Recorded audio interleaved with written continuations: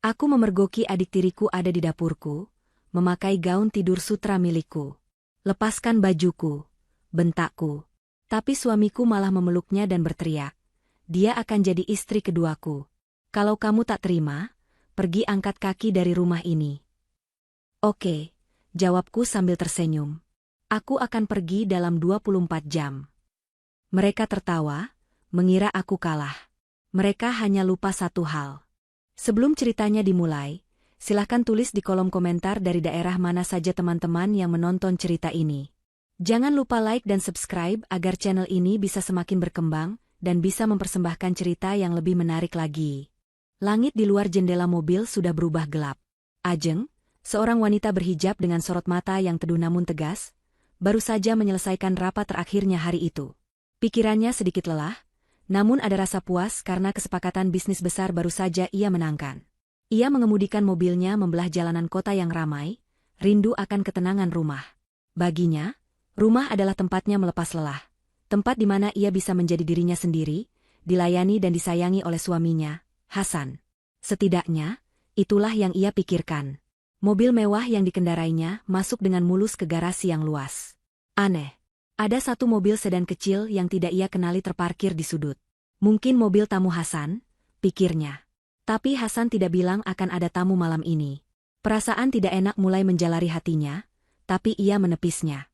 Mungkin hanya rekan kerja suaminya yang mampir sebentar. Ajeng melangkah masuk ke rumah megah itu. Rumah yang ia beli dengan hasil keringatnya sendiri, jauh sebelum ia mengenal Hasan. Rumah yang ia putuskan akan menjadi istana cinta mereka. Suasana di dalam rumah terasa ganjil. Sepi, namun ada aroma masakan yang kuat menusuk hidung. Itu aroma rendang, masakan kesukaan Hasan. Tapi Ajeng tidak sedang memasak rendang hari ini. Ia juga tidak meminta asisten rumah tangga untuk memasaknya, karena ia sudah meliburkan mereka di akhir pekan. Ajeng berjalan lebih dalam, mengikuti sumber aroma itu yang berasal dari dapur. Langkahnya terhenti di ambang pintu dapur. Pemandangan di depannya seperti adegan dari mimpi buruk yang paling ia takuti. Di sana, di dapurnya yang berlapis marmer impor, berdiri seorang wanita. Wanita itu adalah Fanya, adik tirinya. Fanya sedang mengaduk rendang di wajan dengan santai, seolah-olah dia adalah pemilik rumah itu. Yang lebih membuat darah Ajeng mendidih, adalah apa yang Fanya kenakan. Fanya memakai gaun tidur sutra berwarna merah marun milik Ajeng. Gaun tidur mahal yang ia beli di Paris, yang seharusnya hanya ia pakai di depan suaminya. Fanya, yang menyadari kehadiran Ajeng, menoleh. Bibirnya yang dipoles lipstik tebal menyunggingkan senyum mengejek. Oh, Mbak Ajeng sudah pulang, suaranya terdengar manja dan dibuat-buat. Mas Hasan sebentar lagi turun, katanya dia lapar sekali. Jadi Fanya masakin makanan kesukaannya. Dunia Ajeng serasa runtuh. Tapi kehancuran itu dengan cepat berubah menjadi amarah yang membara. Ia menatap Fanya dari atas sampai bawah. Ia melihat sandal rumah berbulu miliknya dipakai dengan nyaman di kaki Fanya. Ia melihat jam tangan mahal yang ia berikan pada Hasan, kini melingkar di pergelangan tangan adik tirinya. Lepaskan bajuku, kata Ajeng. Suaranya rendah, nyaris berbisik, namun penuh dengan getaran amarah yang tertahan. Fanya tertawa kecil. Apa sih, Mbak? Ini kan cuma baju. Lagian Mas Hasan bilang aku boleh pakai apa saja di rumah ini. Aku bilang, lepaskan bajuku, bentak Ajeng. Kali ini suaranya menggelegar, memecah keheningan rumah. Dan kembalikan semua barang-barang yang kau pakai. Sandal itu, jam tangan itu, semuanya bukan milikmu. Ada apa ini ribut-ribut? Suara bariton itu terdengar dari arah tangga. Hasan, suaminya, muncul. Dia hanya mengenakan celana pendek, bertelanjang dada, dan rambutnya tampak basah acak-acakan. Dia berjalan santai menuruni tangga, tidak terlihat bersalah sedikitpun. Dia bahkan tidak melihat ke arah Ajeng. Matanya langsung tertuju pada Fanya. Dia memeluk Fanya dari belakang, mencium pipi wanita itu dengan mesra. Sayang, sudah siap makannya? Aku lapar sekali. Ini, Mas. Mbak Ajeng marah-marah, katanya aku tidak boleh pakai bajunya. Adu Fanya dengan nada manja yang memuakan. Baru saat itulah Hasan menoleh pada Ajeng. Tatapannya dingin, penuh kebencian. Kamu ini kenapa, Ajeng? Pulang-pulang kok teriak-teriak. Fanya kan cuma pinjam. Kamu pelit sekali jadi orang. Hati Ajeng seperti ditusuk ribuan jarum. Suaminya, pria yang ia cintai, pria yang ia angkat derajatnya, membelanya selingkuhannya di depan matanya. Hasan, apa yang kamu lakukan? Dia adik tiriku. Dan ini rumahku. Rumahmu? Hasan tertawa sinis. Ini rumah kita. Dan Fanya akan tinggal di sini bersama kita. Fanya tersenyum penuh kemenangan di pelukan Hasan. Tidak. Aku tidak akan pernah mengizinkan pelacur ini tinggal di rumahku, teriak Ajeng.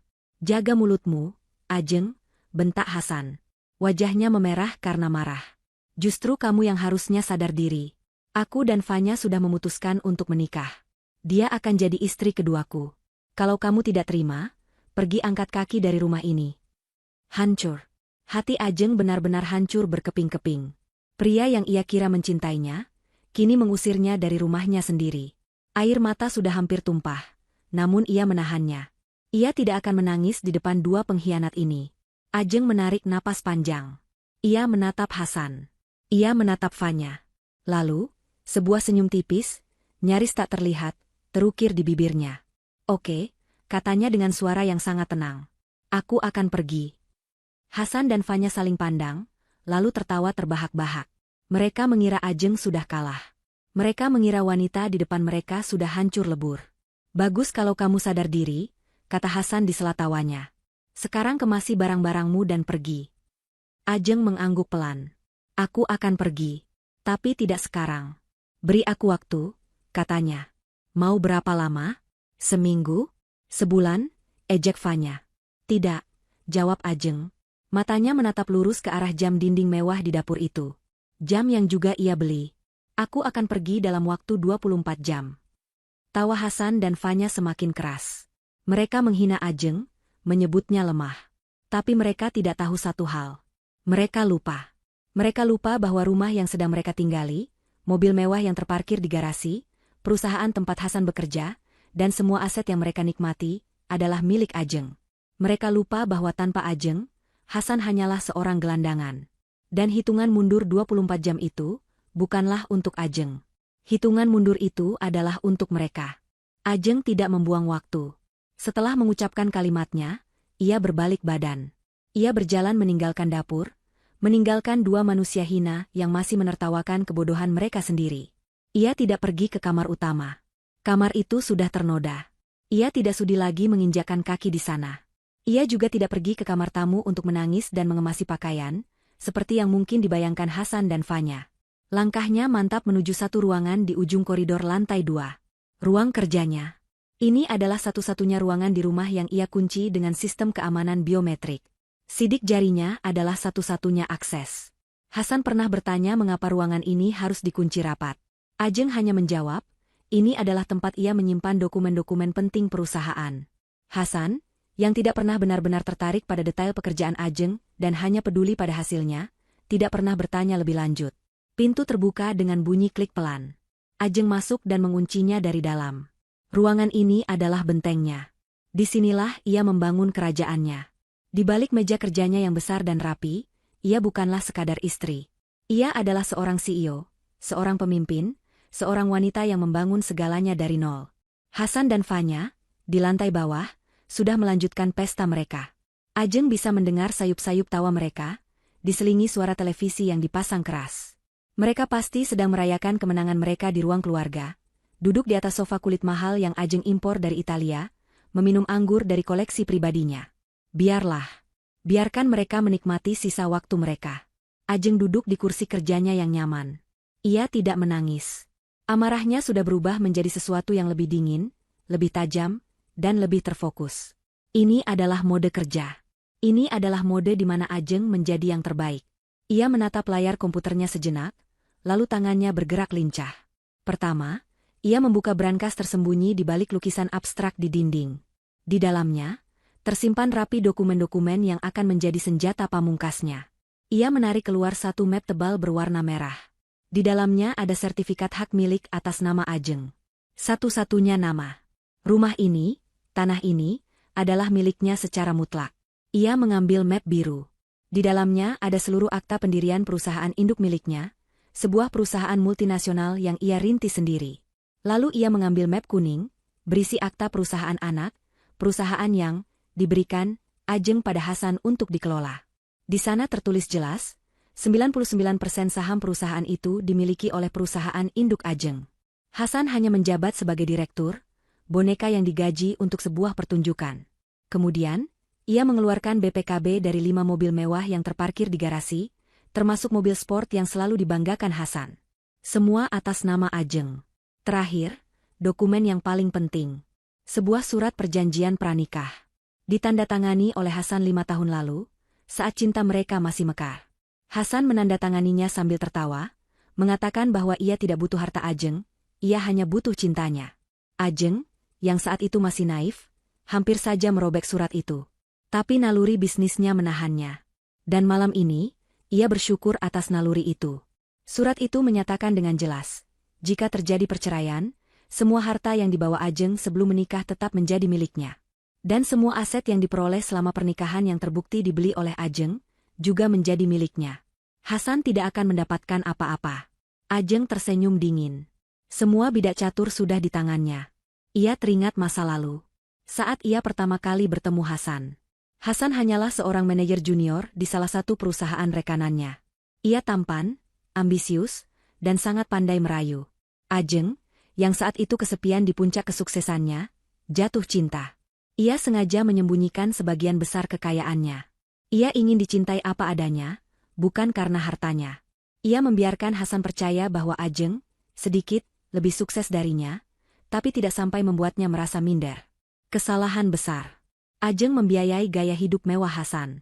Ia mendirikan perusahaan agar suaminya bisa merasa bangga, merasa menjadi kepala keluarga.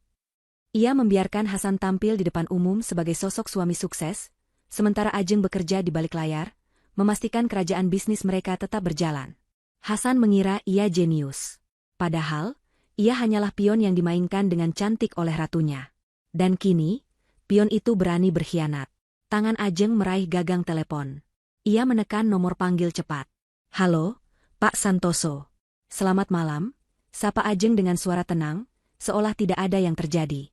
Pak Santoso adalah pengacara kepercayaannya, pengacara keluarganya selama puluhan tahun. "Malam, Bu Ajeng. Tumben menelepon selarut ini? Ada masalah?" Suara Pak Santoso terdengar khawatir. "Ya, Pak. Ada sedikit masalah rumah tangga yang perlu dibereskan. Saya butuh bantuan Bapak besok pagi, tepat jam 9, kata Ajeng. "Apa yang bisa saya bantu, Bu?"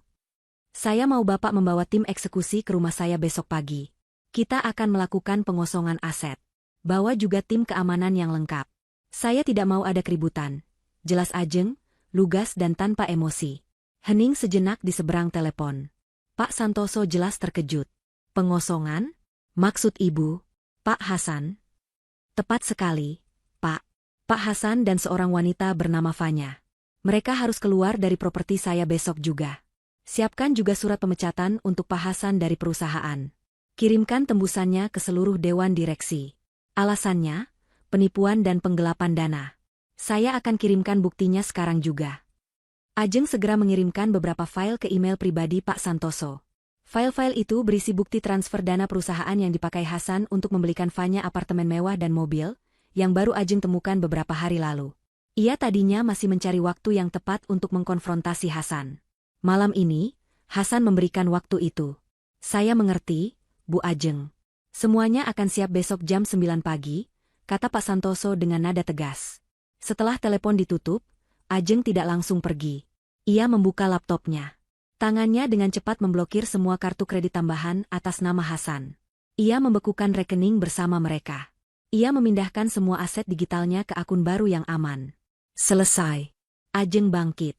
Ia mengambil sebuah tas travel kecil dari dalam lemari di ruang kerjanya. Ia hanya memasukkan dokumen-dokumen penting, laptop, dan beberapa pakaian ganti yang memang selalu ia siapkan di kantor untuk keadaan darurat. Ia tidak mengambil satupun barang dari kamar tidurnya. Ia membuka kunci pintu ruang kerjanya. Suara tawa dari lantai bawah sudah tidak terdengar. Mungkin mereka sudah pindah ke kamar utama. Ajeng bergidik ngeri membayangkannya. Tapi itu tidak lagi penting. Dengan langkah pelan namun pasti, Ajeng menuruni tangga. Ia berjalan melewati ruang keluarga yang berantakan, bekas pesta dua pengkhianat itu. Ia tidak peduli. Ia berjalan lurus ke pintu depan. Sebelum melangkah keluar, ia berhenti sejenak. Ia memandang ke dalam rumahnya untuk terakhir kali dalam wujudnya yang sekarang. Besok, tempat ini akan dibersihkan. Disucikan dari kotoran yang telah menodainya. Ajeng melangkah keluar dari rumah itu, masuk ke dalam mobilnya, dan melaju membelah malam. Ia tidak pergi ke rumah orang tuanya. Ia tidak pergi ke rumah temannya.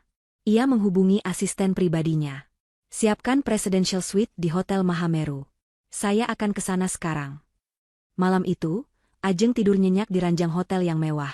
Sementara di rumahnya, dua orang bodoh sedang tertidur di atas bom waktu yang ia pasang, yang akan meledak kurang dari 12 jam lagi. Kicau burung di pagi hari yang cerah terasa seperti paduan suara yang menyambut kemenangan Hasan dan Fanya. Mereka terbangun di kamar utama. Kamar tidur Ajeng yang megah, dengan spray sutra yang harganya bisa membeli sebuah motor, kini terasa seperti singgasana baru mereka. Hasan menggeliat puas. Semalam adalah malam terbaik dalam hidupnya. Ia merasa telah merebut segalanya. Ia memandang Fanya yang tidur di sampingnya, masih terbalut gaun tidur sutra merah marun milik Ajeng. Ia merasa seperti raja. Sayang, bangun, kata Hasan, suaranya serak. Sudah siang. Bukankah wanita lemah itu sudah harus pergi? Fanya membuka matanya perlahan. Ia tersenyum manja. Entahlah, Mas. Mungkin dia masih menangis di kamar tamu. Mengemasi baju-baju bututnya. Mereka berdua tertawa, membayangkan wajah kalah Ajeng. Dengan langkah angkuh, mereka berdua menuruni tangga.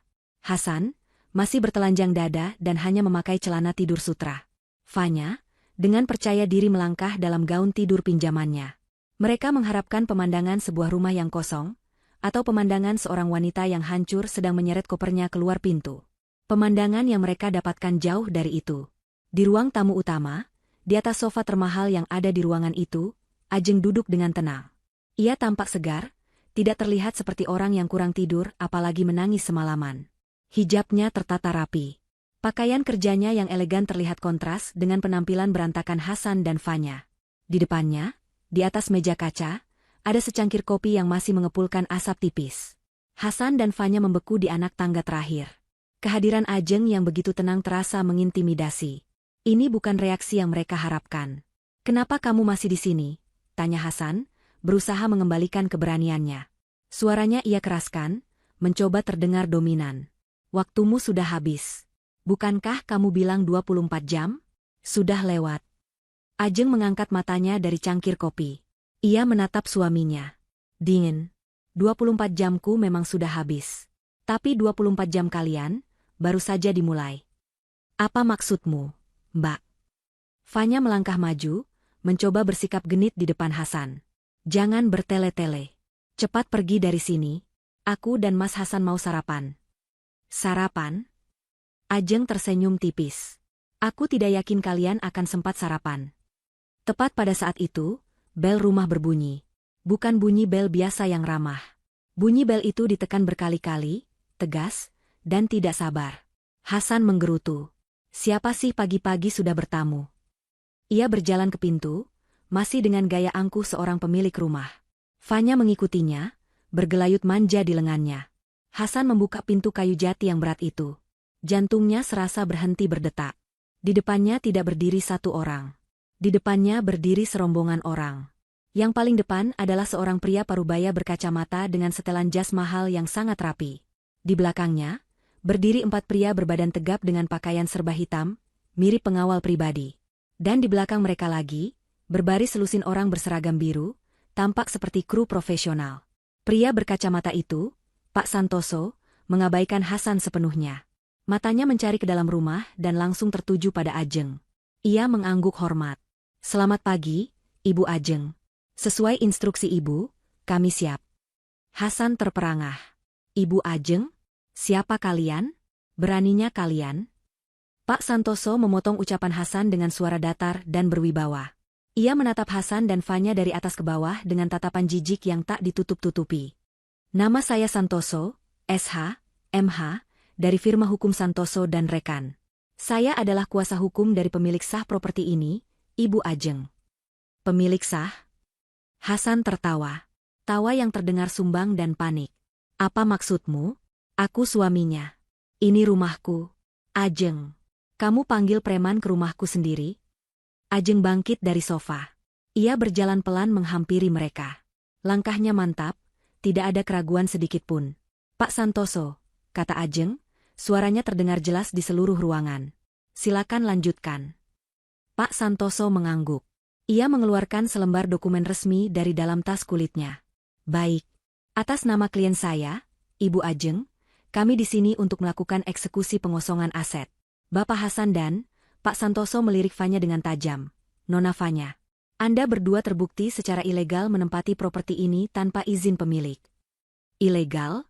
Gila kamu, teriak Hasan. Wajahnya mulai pucat. Aku suaminya. Pernikahan kami sah. Benar, kata Pak Santoso tenang. Pernikahan Anda sah. Tapi properti ini tidak ada hubungannya dengan pernikahan Anda. Rumah ini dibeli oleh Ibu Ajeng 3 tahun sebelum Anda menikahinya. Rumah ini 100% atas nama beliau. Hasan tertawa lagi, lebih histeris. Bohong. Aku tidak percaya. Ini rumah kami. Ajeng maju selangkah. Ia tidak berkata apa-apa. Ia hanya meletakkan sesuatu di atas meja konsol di dekat pintu. Sebuah map tebal berwarna merah. Ia membukanya, menunjukkan lembar pertama. Sertifikat hak milik. Di sana, di bawah sumpah di hadapan negara, hanya ada satu nama yang tertera. Ajeng. Namamu, kata Ajeng pelan, suaranya menusuk langsung ke jantung Hasan, bahkan tidak ada di tagihan listrik, Mas. Dunia Hasan runtuh. Kakinya lemas. Ia menatap sertifikat itu, lalu menatap Ajeng. Wanita yang ia kira lemah, yang ia kira bisa ia injak-injak, kini berdiri di depannya seperti seorang hakim yang siap mengetuk palu vonis. Fanya mulai gemetar. Senyum kemenangannya telah lenyap, digantikan ketakutan murni. Ini tidak mungkin.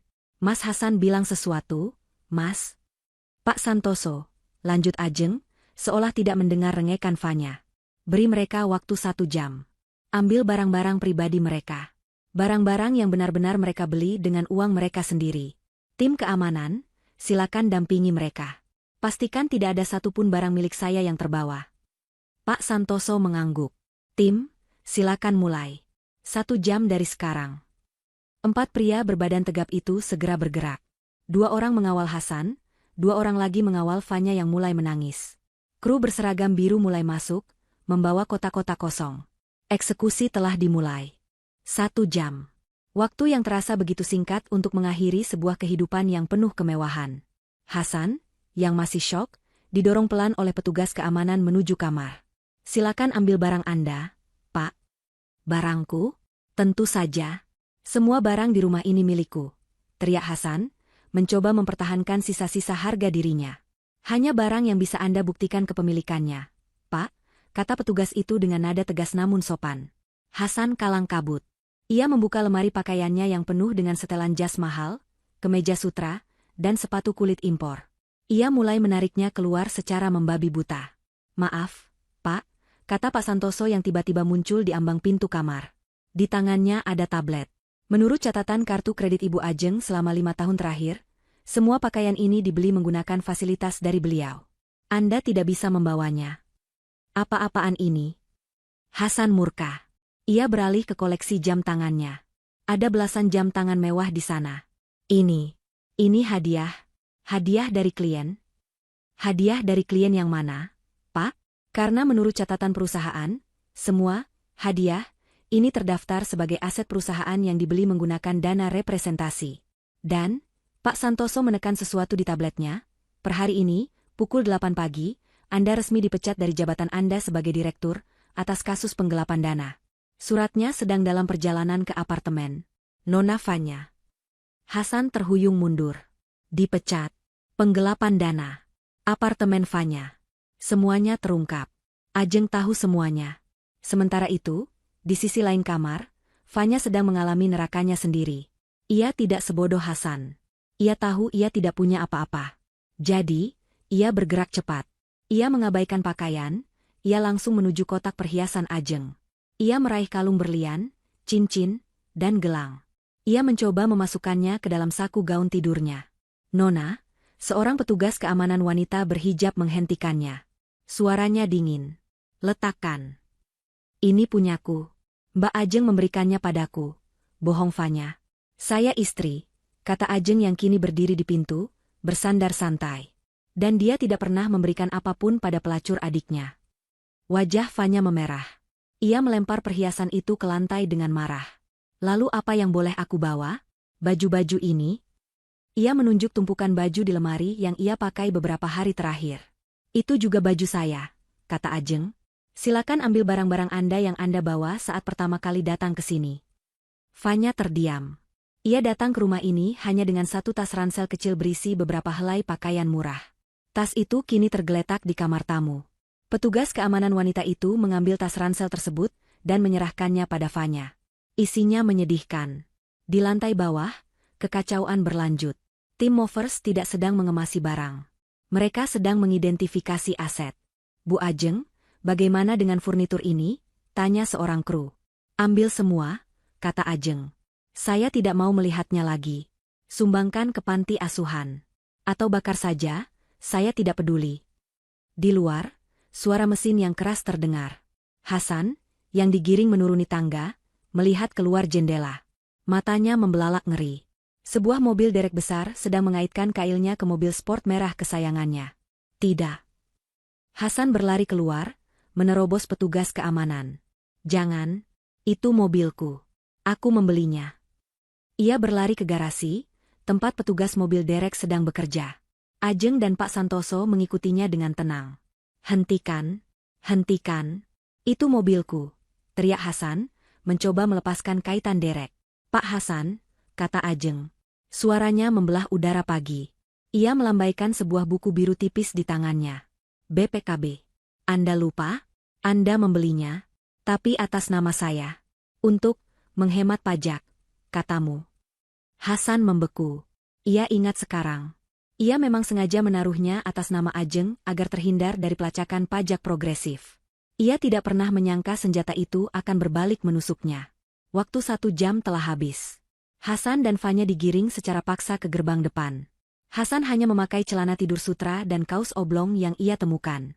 Fanya, lebih tragis, masih memakai gaun tidur sutra merah marun milik Ajeng. Tas ransel bututnya tersampir di bahunya, kontras yang menyedihkan. Mereka didorong keluar dari gerbang besi yang tinggi. Gerbang itu tertutup di belakang mereka dengan suara dentuman yang keras dan final. Mereka berdiri di trotoar. Di jalanan komplek perumahan elit itu. Tetangga yang sedang lari pagi mulai melirik mereka dengan tatapan aneh. Hasan, mantan direktur yang angkuh, dan Fanya, selingkuhannya yang cantik, kini tampak seperti dua orang gila yang baru saja diusir. Ini semua gara-gara kamu, bentak Hasan pada Fanya. Kamu merusak segalanya. Aku? Kamu yang bilang istrimu bodoh dan lemah. Balas Fanya, mulai menangis histeris. Gerbang di belakang mereka terbuka sedikit. Ajeng muncul. Ia tidak mengatakan apa-apa.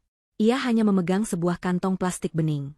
Di dalamnya ada sehelai daster murahan bermotif bunga, jenis daster yang biasa dijual di pasar malam, dan sepasang sandal jepit karet berwarna kuning. Ajeng membelinya tadi malam, sengaja ia siapkan di mobil. Ia melemparkan kantong plastik itu ke kaki Fanya. Bungkusan itu mendarat di trotoar berdebu dengan suara pelan. Pakai ini, kata Ajeng. Suaranya datar. Dan lepaskan piyamaku. Baju itu tidak pantas untukmu. Ajeng berbalik. Ia masuk kembali ke dalam istananya. Gerbang besi itu menutup dengan sempurna, memisahkan dunianya dari dunia dua manusia hina itu. Hasan dan Fanya kini resmi menjadi gelandangan, diusir dari surga yang ternyata tidak pernah menjadi milik mereka. Trotoar yang terbuat dari batu alam mahal itu terasa dingin di bawah kaki Fanya yang telanjang. Di depannya, tergeletak daster murahan dan sepasang sandal jepit kuning. Di atasnya, matahari pagi mulai terasa menyengat. Beberapa tetangga yang sedang berolahraga, bersepeda, atau sekadar jalan pagi bersama anjing mereka, mulai memperlambat langkah. Mereka menatap, berbisik. Pemandangan seorang pria berpiyama sutra dan wanita bergaun tidur mewah yang diusir dari rumah megah di pagi hari, adalah tontonan yang terlalu menarik untuk dilewatkan. Apa yang kamu lihat? Teriak Hasan pada seorang satpam komplek yang memandangnya tanpa berkedip. Satpam itu tidak gentar, hanya menatapnya dengan pandangan kasihan. Mas, kita harus pergi dari sini. Aku malu, bisik Fanya. Air matanya sudah kering, menyisakan jejak maskara yang luntur di pipinya. Ia memungut daster dan sandal jepit itu. Ia butuh berganti pakaian, tapi di mana? Malu? Ini semua gara-gara kamu. Desis Hasan, melampiaskan semua frustrasinya pada Fanya. Seandainya kamu tidak memaksaku untuk cepat-cepat menikahimu, semua ini tidak akan terjadi. Aku? Kamu yang bilang Mbak Ajeng itu bodoh. Kamu yang bilang dia tidak akan berani melawanmu. Balas Fanya sengit. Kamu yang menjanjikanku segalanya. Diam, bentak Hasan. Ia melihat sekeliling. Kita harus pergi. Kita ke rumah ibuku. Itulah satu-satunya tempat yang tersisa. Hasan masih memiliki sedikit sisa uang tunai di saku celana tidurnya, uang yang ia ambil dari dompetnya semalam untuk memberi tip pada Fanya. Ironis. Uang itu kini menjadi satu-satunya penyelamat mereka. Fanya, dengan sisa harga dirinya yang tercabik-cabik, terpaksa berganti pakaian di balik pos satpam yang agak tersembunyi. Ia melepas gaun sutra merah marun itu, melipatnya dengan kasar, lalu mengenakan daster pasar yang terasa kasar di kulitnya. Sandal jepit kuning itu terasa canggung di kakinya yang biasa memakai sepatu hak tinggi. Ia keluar dari persembunyiannya, kini tampak seperti asisten rumah tangga yang baru saja dipecat. Mereka berjalan kaki dengan susah payah keluar dari gerbang komplek perumahan elit itu. Setiap langkah adalah tusukan bagi harga diri Hasan. Ia, sang direktur, kini berjalan kaki di pinggir jalan raya, bersama selingkuhannya yang memakai daster. Mereka berhasil mendapatkan taksi. Sepanjang perjalanan, tidak ada yang bicara. Hasan merenungkan kehancurannya, sementara Fanya memikirkan nasibnya. Perjalanan yang biasanya ia tempuh dengan mobil sport, kini ia lalui dengan taksi berpendingin ruangan yang berbau asap rokok. Setengah jam kemudian, mereka tiba di sebuah rumah yang cukup besar di area pinggir kota. Rumah ini bagus, jauh lebih baik dari rumah orang tua Fanya. Ini adalah rumah yang dibelikan Ajeng untuk Ibu Minah, ibunya Hasan, sebagai hadiah bakti anak. Tentu saja, Hasan yang mengklaim itu sebagai idenya, padahal Ajeng yang mengatur semua pembelian dan renovasinya. Hasan menggedor pintu dengan tidak sabar. Ibu, buka pintunya, Bu. Pintu terbuka. Sosok Ibu Minah muncul. Wanita parubaya itu masih memakai daster, tapi daster yang lebih bagus. Matanya langsung membelalak kaget melihat penampilan putra kesayangannya. Hasan acak-acakan, Fanya terlihat seperti gembel. Hasan, Fanya, kalian ini kenapa pagi-pagi datang seperti ini? Mana mobilmu, San? Tanya Ibu Minah bertubi-tubi. Ibu, kita bicara di dalam, kata Hasan, langsung menerobos masuk. Fanya mengekor di belakangnya. Mereka duduk di ruang tamu. Ibu Minah membawakan air putih, wajahnya masih penuh kebingungan. Cepat jelaskan. Ada apa ini? Kenapa penampilan kalian begini? Hasan menarik napas. Ia memutuskan untuk memainkan kartu sebagai korban. Ibu, Ajeng, Bu, Ajeng sudah keterlaluan. Ibu Minah mengerutkan kening. Keterlaluan bagaimana? Dia mengusir kami, Bu. Dia mengusir aku, suaminya sendiri. Dia membawa pengacara dan preman ke rumah. Dia mengambil semuanya. Potong Fanya, mulai menangis lagi, berharap mendapatkan simpati calon ibu mertuanya. Kami diusir begitu saja. Kami tidak punya apa-apa lagi, Bu. Hening. Ibu Minah tidak bereaksi seperti yang mereka harapkan. Tidak ada amarah pada Ajeng. Tidak ada simpati untuk mereka. Wajah wanita itu perlahan memucat, lalu memerah padam. Tapi bukan karena kasihan. Itu adalah amarah murni. Plah, sebuah tamparan keras mendarat di pipi Hasan. Tamparan itu begitu keras, hingga membuat kepala Hasan berpaling. Fanya terlonjak kaget dan berhenti menangis. Bodoh. Suara Ibu Minah bergetar karena amarah. Dasar anak bodoh. Tidak punya otak. Ibu, kenapa ibu menamparku? Ajeng yang jahat, protes Hasan, memegangi pipinya yang perih. Ajeng yang jahat, atau kamu yang bodoh? Bentak Ibu Minah. Matanya melotot ke arah Hasan, lalu beralih ke Fanya. Dan kamu, perempuan penggoda.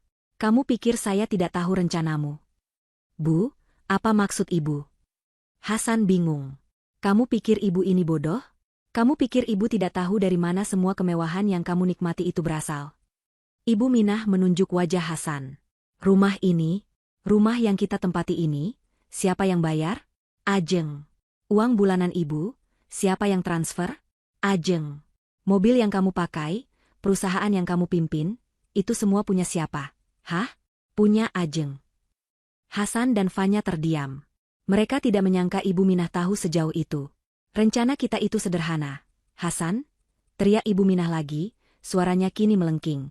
Kamu cukup buat Ajeng senang. Buat dia percaya sama kamu. Kamu layani dia, biarkan dia bekerja, dan kita nikmati hasilnya. Ibu sudah bilang berkali-kali sama kamu, jangan macam-macam. Jangan main perempuan, apalagi sampai dibawa ke rumah. Kini jelas. Ibu Minah bukanlah sekutu. Dia adalah dalang yang sama liciknya, yang rencananya baru saja dirusak oleh kebodohan anaknya sendiri. Tapi, Bu, Fanya dia. Hasan mencoba membela diri. Fanya? Kamu menukar tambang berlian dengan sebutir kerikil? Kamu pikir perempuan ini, Ibu Minah menunjuk Fanya dengan jijik, bisa memberimu apa? Dia ini benalu, sama sepertimu. Bedanya, kamu benalu yang menempel di pohon uang.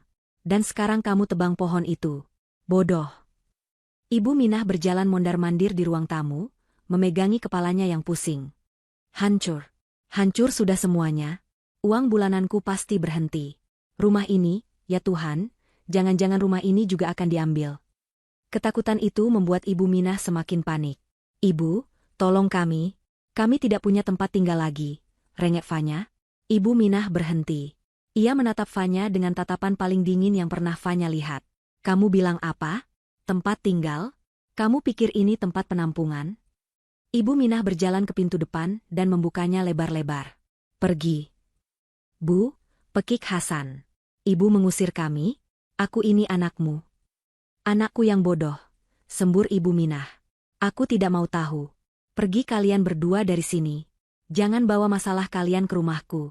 Aku tidak mau ikut-ikutan jadi miskin gara-gara kalian. Pergi. Ibu Minah menarik tangan Hasan, menyeretnya keluar. Ia mendorong Fanya hingga wanita itu tersungkur di teras. Pergi. Dan jangan pernah kembali sampai kalian bisa menyelesaikan masalah ini. Dasar perusak. Pintu itu dibanting dengan keras di depan wajah mereka. Terdengar suara kunci diputar dari dalam. Hasan dan Fanya kembali terdampar di jalan. Kali ini, di depan rumah yang seharusnya menjadi perlindungan terakhir mereka. Mereka kini benar-benar sendirian. Matahari sudah mulai meninggi, panasnya membakar kulit kepala Hasan. Keringat membasahi daster murahan Fanya, membuatnya lengket dan gatal. Uang tunai terakhir mereka sudah habis untuk membayar taksi ke rumah Ibu Minah. Dompet Hasan kosong. Ponselnya, yang tertinggal di rumah Ajeng, kini tidak ada gunanya. Hasan yakin Ajeng sudah memblokirnya. Mereka terdampar. Benar-benar terdampar. Mas, aku lapar, rengek Fanya. Suaranya lemah. Sejak semalam ia hanya minum anggur dan belum makan apa-apa. Diam kamu. Kamu pikir aku tidak lapar? Bentak Hasan. Perutnya sendiri sudah keroncongan. Tapi rasa laparnya dikalahkan oleh rasa panik dan malu yang luar biasa. Mereka berjalan tanpa tujuan.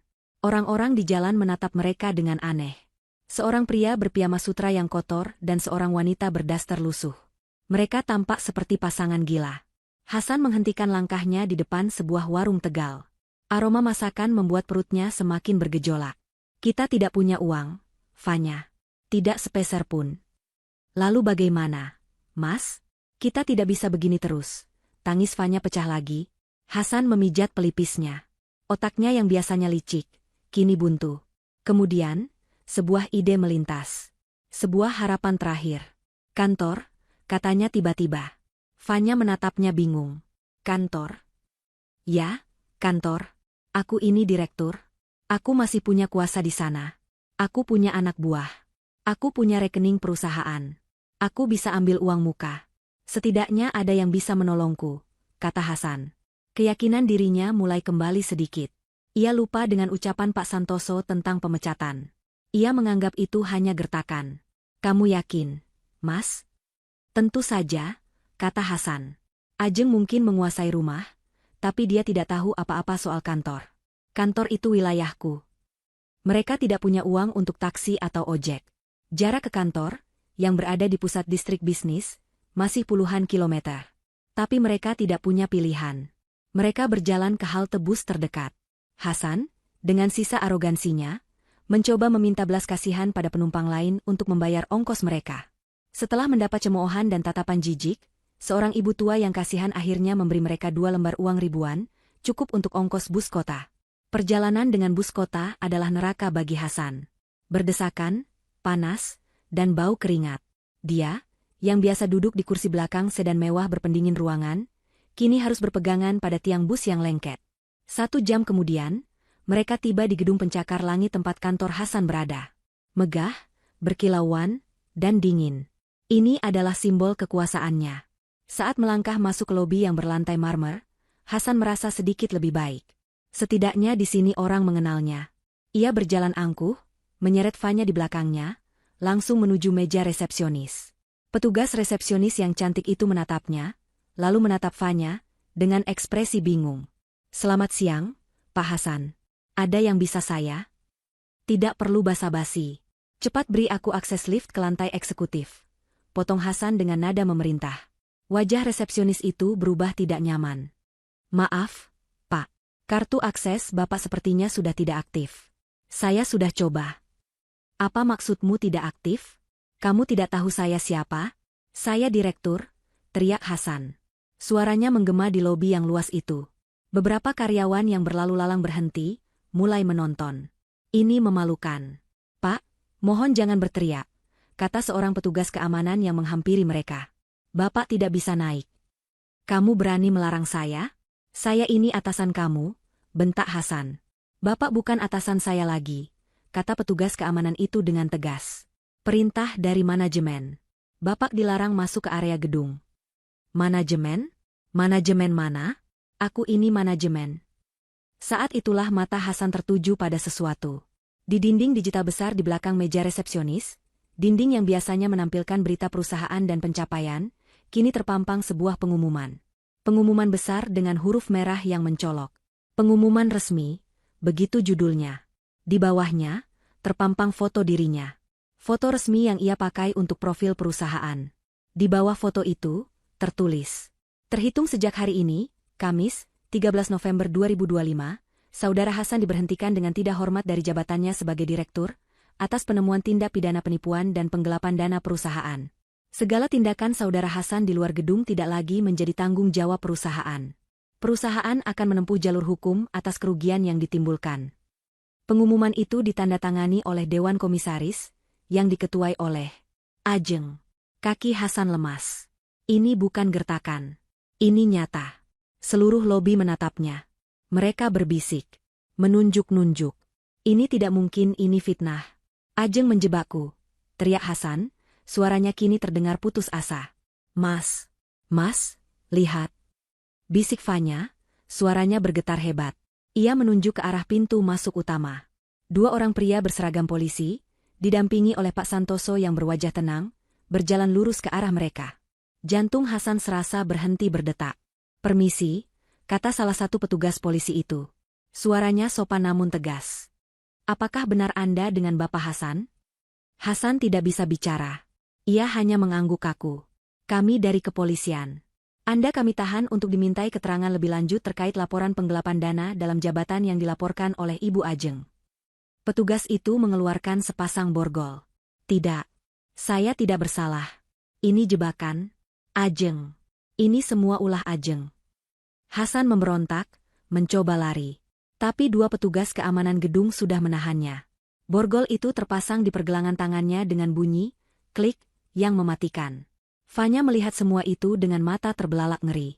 Pria yang ia anggap sebagai pangeran, yang akan memberinya kehidupan mewah, kini diborgol di lobi kantornya sendiri, disaksikan puluhan orang.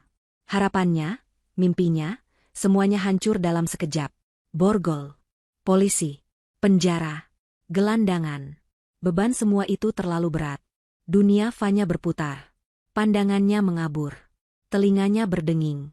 Dan kemudian, semuanya menjadi gelap. Ia pingsan, tubuhnya rubuh tak berdaya di lantai marmer yang dingin, tepat di kaki petugas polisi yang sedang menggiring Hasan keluar. 2 hari setelah insiden pengusiran itu, Ajeng kembali ke rumahnya. Bau desinfektan yang kuat menyambutnya di pintu depan.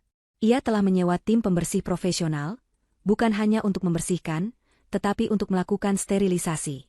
Ia ingin melenyapkan setiap jejak, setiap partikel udara yang pernah dihirup oleh Hasan dan Fanya di rumah itu. Ia berjalan melewati ruang tamu. Semua furnitur mahal yang pernah ia beli, yang pernah diduduki oleh Hasan dan Fanya, sudah tidak ada. Sofa kulit Italia, meja kopi kristal, karpet Persia. Semua sudah diangkut dan disumbangkan atas namanya ke sebuah panti sosial. Ruangan itu kini kosong, luas, dan bergaung. Anehnya, Ajeng merasa damai. Ruangan kosong ini terasa jauh lebih bersih daripada saat masih penuh barang. Ia memerintahkan renovasi total. Semua cat akan dikelupas. Semua spray, gorden, bahkan beberapa perabotan tanam yang ia curigai pernah disentuh Fanya, akan dibongkar dan diganti. Ia tidak mau ada sisa kenangan busuk di istananya. Kamar utama, yang telah ternoda oleh perselingkuhan itu, ia putuskan akan diubah menjadi perpustakaan dan ruang kerja pribadi yang lebih besar. Ia tidak akan pernah tidur di ranjang itu lagi. Untuk sementara, ia akan menempati kamar tamu pavilion yang terpisah dari bangunan utama. Disinilah letak perbedaan antara dirinya dan para pengkhianat itu. Bagi mereka, kemewahan adalah tujuannya. Bagi Ajeng, kemewahan hanyalah alat. Dan kini, alat itu ia gunakan untuk membersihkan hidupnya. Teleponnya berdering. Itu Pak Santoso. Selamat siang, Ibu Ajeng. Laporan kepolisian sudah final. Bukti-bukti yang Ibu berikan lebih dari cukup. Dana yang digelapkan Pak Hasan untuk membelikan apartemen dan mobil untuk Nona Fanya ternyata jauh lebih besar dari perkiraan kita.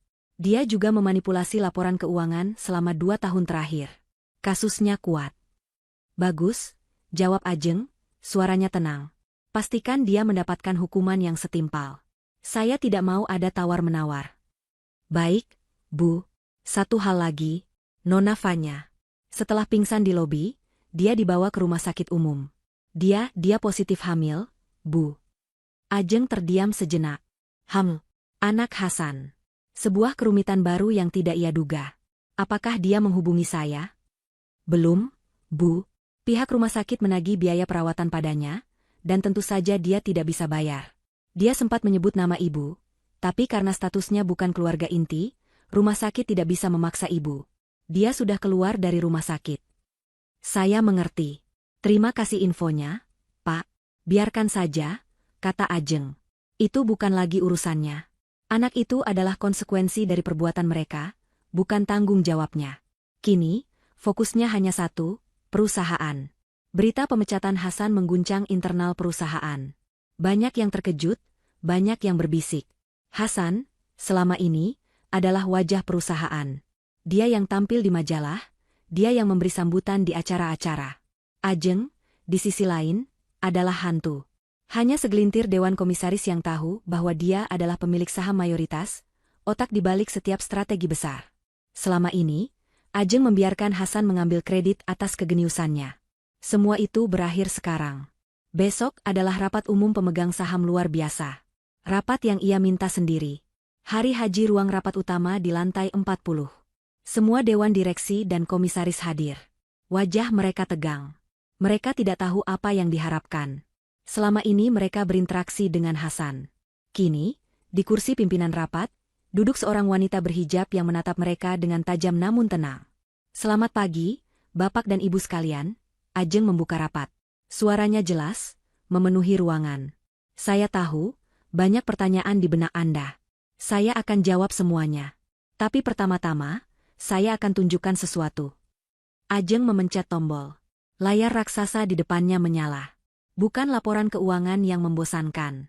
Bukan pula data-data yang sudah dimanipulasi Hasan. Ajeng menampilkan rencana bisnis baru. Sebuah rencana ekspansi global yang brilian, berani, dan sangat detail. Rencana untuk mengakuisisi 2 perusahaan pesaing di Asia Tenggara, membuka pasar baru di Timur Tengah, dan meluncurkan lini produk digital yang belum pernah terpikirkan sebelumnya. Selama 1 jam, Ajeng mempresentasikan visinya. Tanpa teks, tanpa keraguan. Ia menguasai setiap angka, setiap proyeksi, setiap potensi risiko. Ini adalah rencana yang sudah ia siapkan selama setahun terakhir, rencana yang tadinya hendak ia berikan pada Hasan untuk dieksekusi. Kini, ia menyajikannya sendiri. Ruangan itu hening. Para direktur tua yang tadinya meremehkannya, kini menatapnya dengan campuran rasa kaget dan kagum. Mereka sadar, otak di balik kesuksesan perusahaan selama ini bukanlah Hasan. Ini brilian, Bu Ajeng, kata seorang direktur senior, memecah keheningan. Tapi, rencana ini butuh investasi besar. Mengingat masalah yang baru saja kita hadapi, apa Bank akan percaya? Masalah itu sudah saya tangani, jawab Ajeng. Aset yang digelapkan sudah dalam proses pembekuan dan akan dikembalikan ke kas perusahaan. Tapi Anda benar, kita butuh mitra strategis. Saat itulah, seorang pria di ujung meja, yang sedari tadi hanya diam mengamati, angkat bicara. Dia adalah Haikal. Investor muda yang baru bergabung di Dewan Komisaris 3 bulan lalu. Haikal terkenal jenius, jujur, dan sangat selektif. Haikal bertepuk tangan. Pelan, namun tegas. Semua mata tertuju padanya. Saya sudah menduga, kata Haikal. Suaranya dalam dan berwibawa. Selama 3 bulan ini, saya melihat laporan strategi perusahaan. Laporan itu jenius. Tapi saat saya bertemu dengan Pak Hasan, saya bingung. Orang yang saya temui tidak sama dengan otak di balik laporan itu. Strateginya tajam, tapi eksekutornya tumpul. Haikal berdiri. Ia menatap lurus ke arah Ajeng dengan kekaguman yang tak ditutup-tutupi. Selama ini, otak di balik perusahaan ini adalah Anda, Bu Ajeng. Ajeng menatapnya balik. Ia mengangguk kecil. Selalu. Saya mewakili grup investor saya, lanjut Haikal. Kami tadinya berencana menarik dana kami, karena tidak percaya pada kepemimpinan Pak Hasan. Tapi setelah mendengar presentasi Anda hari ini, kami tidak hanya akan bertahan. Kami akan melipat gandakan investasi kami. Berapapun yang Anda butuhkan untuk mewujudkan rencana ini, kami akan sediakan. Itu adalah sebuah kemenangan mutlak. Rapat ditutup dengan tepuk tangan meriah. Ajeng resmi mengambil alih posisinya, bukan lagi sebagai istri direktur, tapi sebagai CEO dan ketua Dewan Komisaris. Saat Ajeng berjalan keluar dari ruang rapat, Haikal menyusulnya. Bu Ajeng, presentasi yang luar biasa. Terima kasih, Pak Haikal. Terima kasih atas kepercayaan Anda, kata Ajeng. Panggil saja Haikal. Saya rasa, kita akan sering bekerja sama, kata Haikal sambil tersenyum tulus. Saya kagum. Anda berhasil membersihkan sampah sekaligus memoles berlian di saat yang bersamaan. Ajeng tersenyum tipis. Saya hanya mengambil kembali apa yang memang seharusnya menjadi milik saya. Saat ia masuk ke dalam lift pribadinya, ia menatap pantulan dirinya di cermin. Wanita yang menatap balik bukanlah wanita yang sama dengan 2 hari lalu. Tidak ada lagi sisa-sisa patah hati.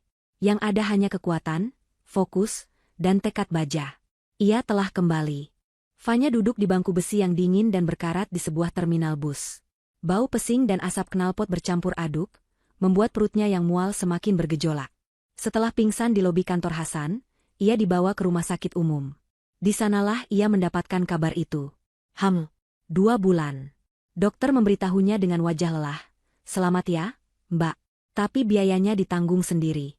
Mbak tidak punya asuransi. Fanya keluar dari rumah sakit dengan perasaan hampa. Dia tidak punya uang sepeser pun. Dia tidak punya tujuan. Hasan, satu-satunya harapannya, kini mendekam di sel tahanan, menunggu proses hukum. Harapan pertamanya adalah Ibu Minah. Ia mengemis tumpangan pada sopir angkot untuk bisa sampai ke rumah calon ibu mertuanya itu. Ia mengetuk pintu, menangis, memohon. Pintu terbuka sedikit. Wajah Ibu Minah muncul, pucat dan penuh kebencian. Mau apa lagi kamu? Tante tolong saya, tante saya hamil. Isak Fanya, memegang perutnya. Ini anak Mas Hasan, cucu tante. Mata Ibu Minah membelalak, tapi bukan karena bahagia. Itu adalah kengerian. Hamil? Anak haram? Jangan harap kamu bisa menjebak keluarga saya. Anak saya masuk penjara gara-gara kamu, perempuan sial.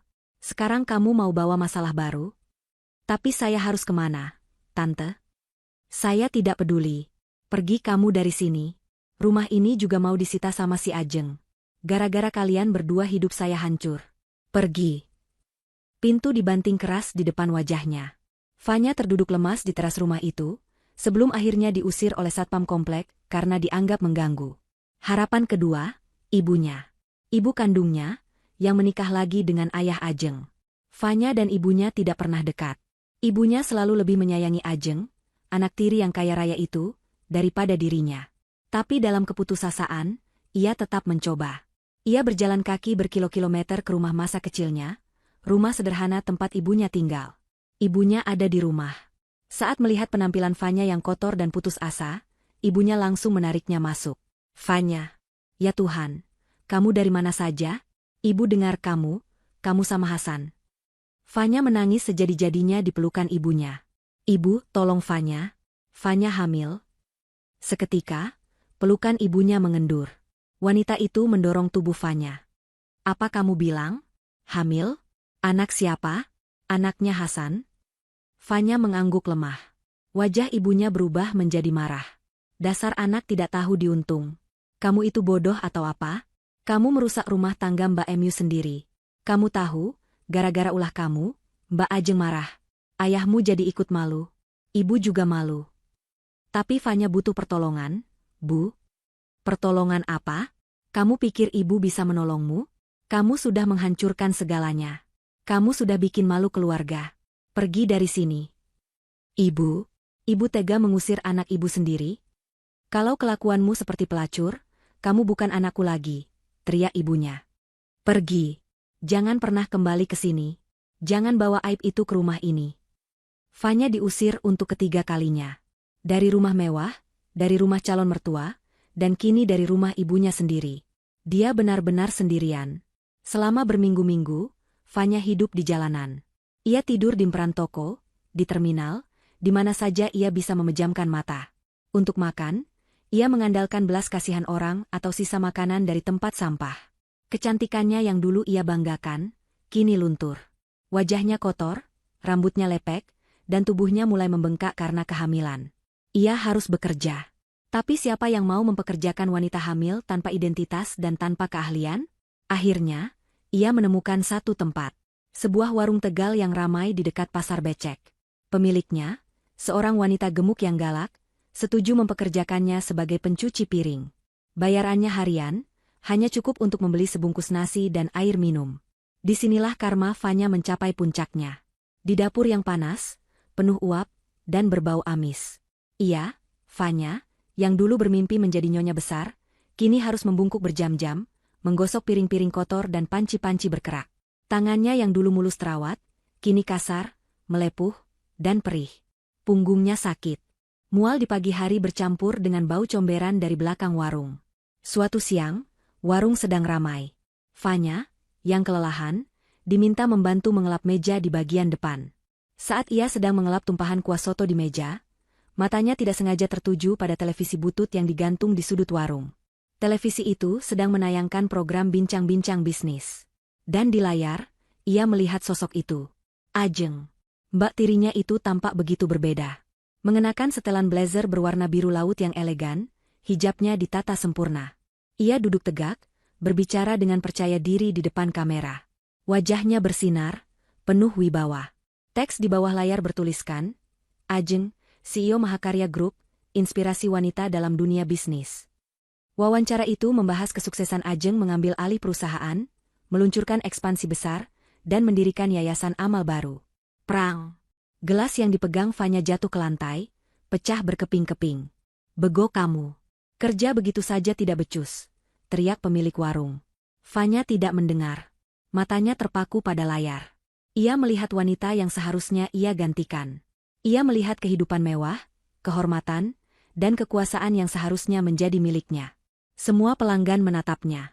Pemilik warung menariknya dengan kasar ke belakang. Fanya tersandung, jatuh terduduk di lantai dapur yang kotor dan becek. Ia memeluk lututnya. Di tengah bau amis dan keringat, ia menangis. Bukan tangisan penyesalan. Itu adalah tangisan kemarahan dan iri hati yang putus asa. Seharusnya aku yang ada di sana. Jeritnya dalam hati, memukul-mukul lantai yang kotor. Seharusnya itu semua milikku. Tapi tidak ada yang mendengarnya. Yang ada hanya suara bentakan pemilik warung yang menyuruhnya kembali bekerja. 6 bulan telah berlalu sejak hari pengusiran itu. 6 bulan bagi Ajeng untuk membangun kembali kerajaannya, dan 6 bulan bagi Hasan untuk merasakan dinginnya sel tahanan sementara. Hari ini adalah puncaknya. Ruang sidang pengadilan negeri penuh sesak. Kasus penggelapan dana seorang direktur ternama melawan istrinya yang ternyata adalah pemilik perusahaan menjadi berita utama selama berbulan-bulan. Ajeng duduk di barisan depan, di kursi saksi korban. Ia tampak tenang luar biasa. Hijabnya yang berwarna krem senada dengan blazernya yang dijahit rapi. Di sampingnya, duduk Haikal, partner bisnisnya, yang hadir untuk memberikan dukungan moral. Di seberang ruangan, di kursi terdakwa, duduklah Hasan. Pria itu bukan lagi Hasan yang sama. Ia telah kehilangan semua pesonanya. Tubuhnya kurus, wajahnya tirus dan pucat. Pakaiannya adalah kemeja putih tipis standar tahanan. Pandangan matanya kosong. Di barisan belakang, Ibu Minah juga hadir.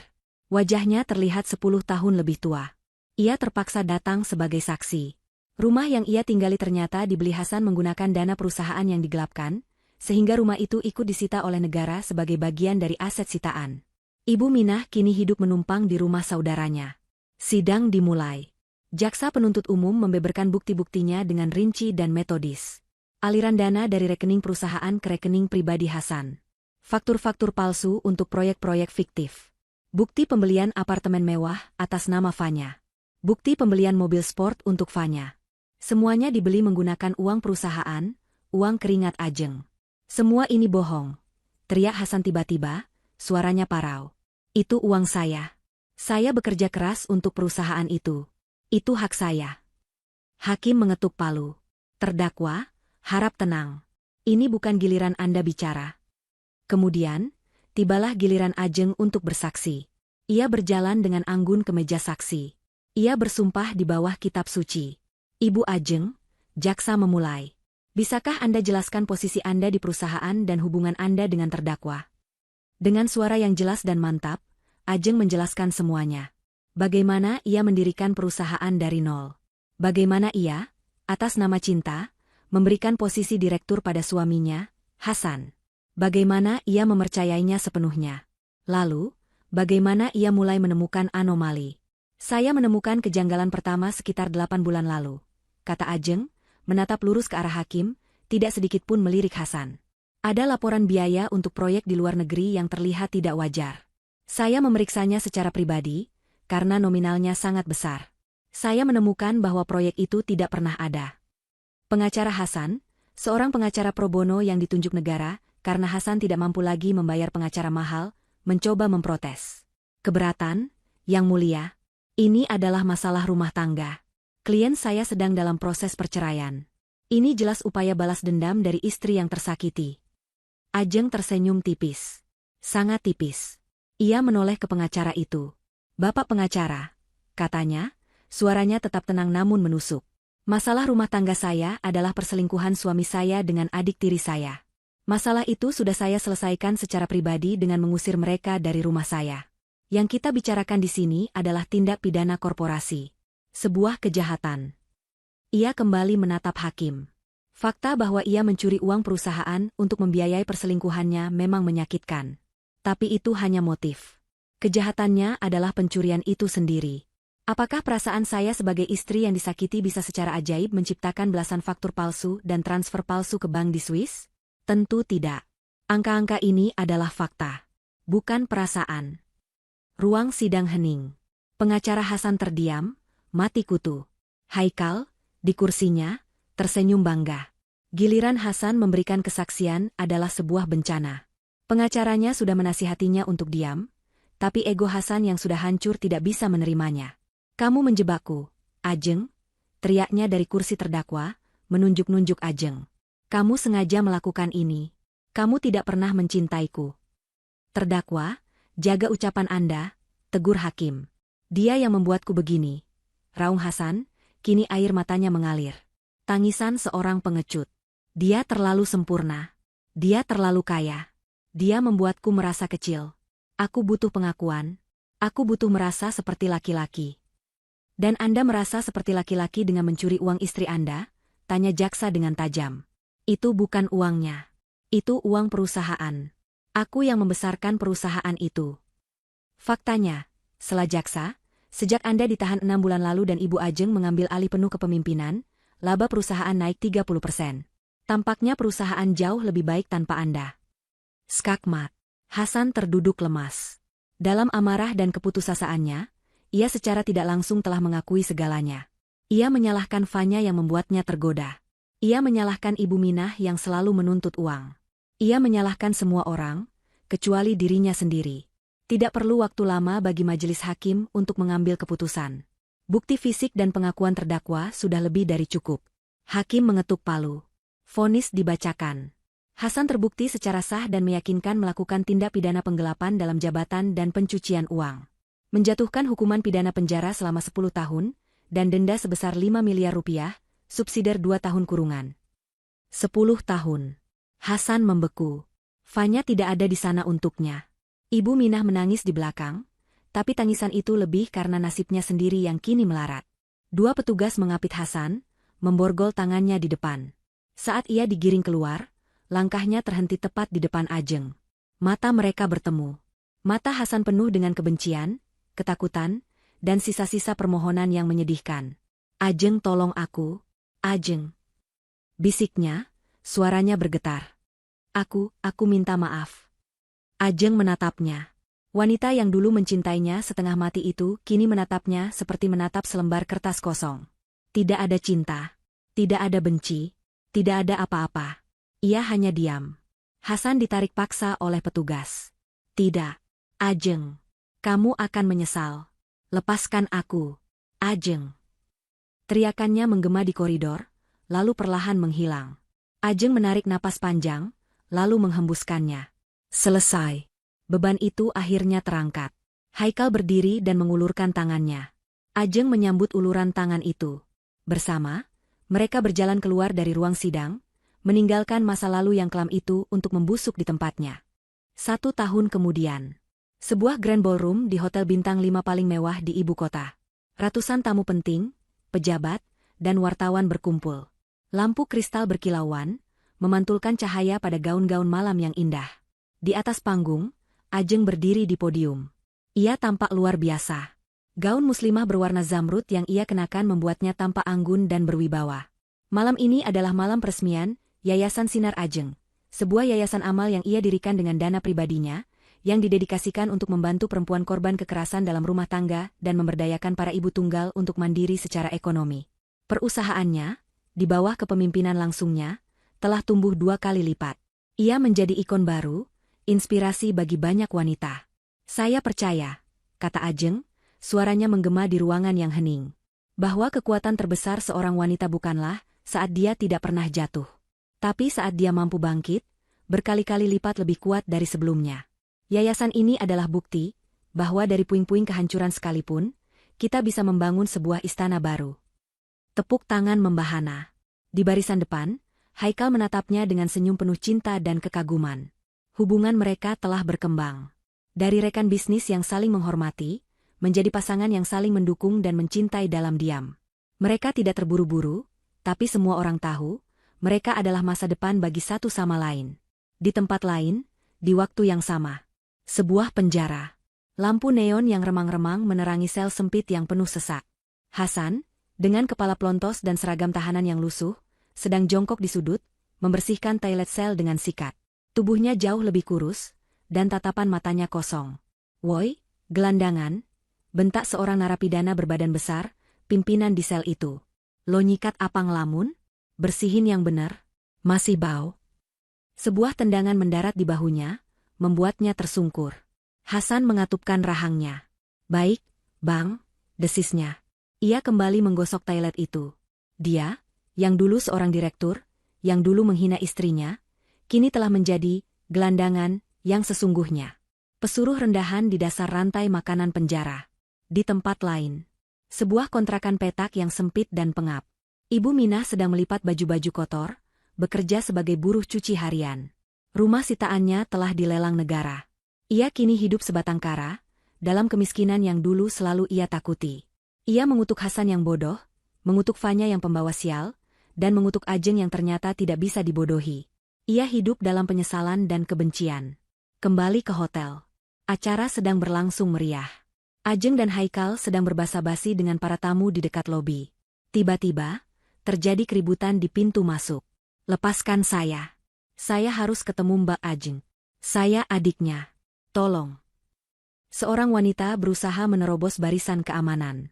Penampilannya sangat menyedihkan. Bajunya kumal, rambutnya acak-acakan. Ia menggendong seorang bayi kurus berumur beberapa bulan di dalam selendang kotor. Itu Fanya. Ajeng menghentikan langkahnya. Seluruh ruangan terdiam. Musik berhenti. Para tamu menoleh. Biarkan dia masuk, kata Ajeng, suaranya tetap tenang. Keamanan melepaskan cengkeraman mereka.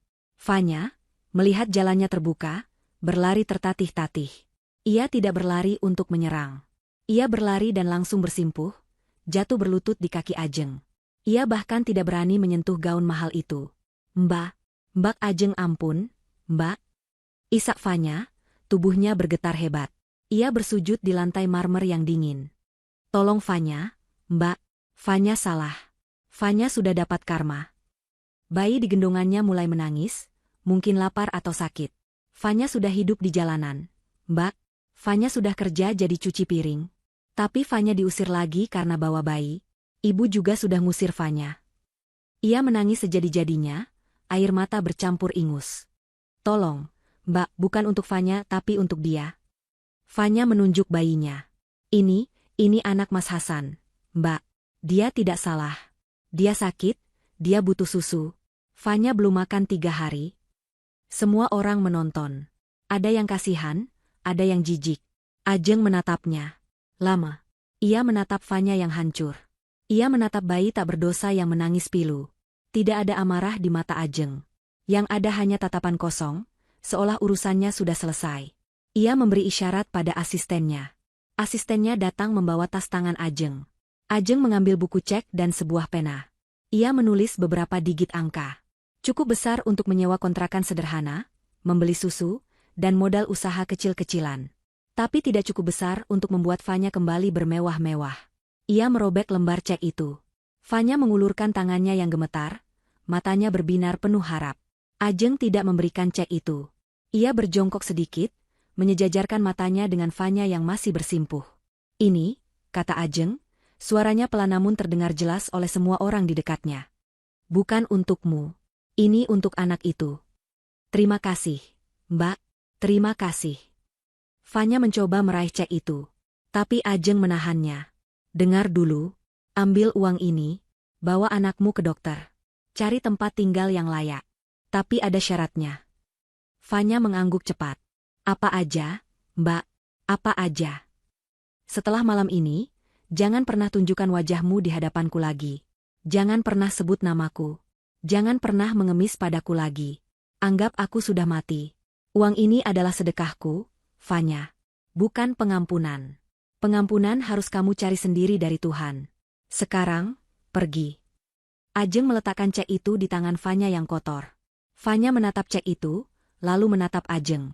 Ia bersujud sekali lagi, mencium lantai di depan kaki Ajeng. Terima kasih, Mbak, terima kasih. Fanya bangkit, memeluk bayinya erat-erat, dan berlari keluar dari ballroom itu, secepat ia datang. Menghilang di kegelapan malam, menggenggam satu-satunya kesempatan terakhirnya. Ruangan kembali hening. Haikal melangkah maju. Ia tidak berkata apa-apa. Ia hanya berdiri di samping Ajeng, menawarinya lengan. Ajeng menarik napas. Ia tersenyum pada Haikal. Ia menerima lengan itu. Ia lalu berbalik ke arah para tamunya yang tertegun. Maaf atas interupsi kecil tadi, katanya. Suaranya kembali tegar. Seperti yang saya bilang, ada banyak wanita di luar sana yang perlu kita bantu. Mari kita lanjutkan malam amal ini. Musik kembali mengalun.